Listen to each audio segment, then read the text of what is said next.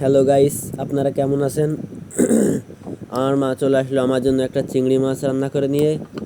এটা নদীর চিংড়ি, এর পাশাপাশি কিছু গুঁড়ো চিংড়িও আছে। এখন আমি এই চিংড়ি মাছটা দিয়ে ভাত খাবো। চলেন ভাত খাওয়া যাক। ভাতগুলো প্লেটে উঠাই নিই, তারপরে খাবো।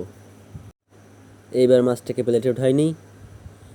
মানে মাছটাকে ভিডিওর ভিতরে অনেক ছোট দেখাচ্ছে, বাস্তবে অনেক বড়। আসলে মাছটা অনেক বড়, ভিডিওর ভিতরে অনেক ছোট দেখাচ্ছে। এবার ভাতটা মাখিয়ে নিই ভালো করে। ভাতটা মাখিয়ে নিয়ে ভাত খাবো।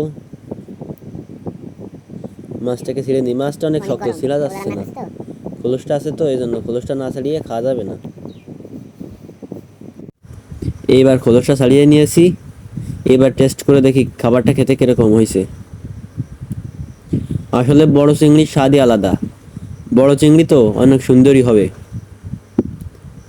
এই যে যা বলছিলাম দেখছেন, অনেক সুন্দর হয়েছে। সবাই ভালো থাকবেন, সুস্থ থাকবেন।